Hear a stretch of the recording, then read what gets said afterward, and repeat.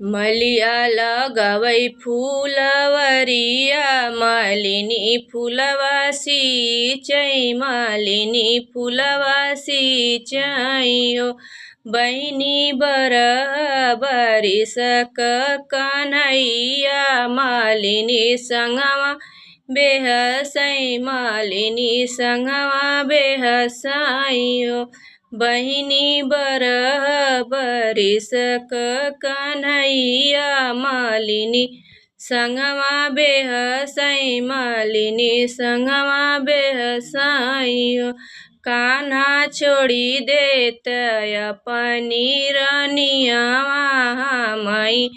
अपनवत्यूँ हमई लेके रहत्यूँ मालिनी छोड़ी देबै अपनी रनियावा तोहई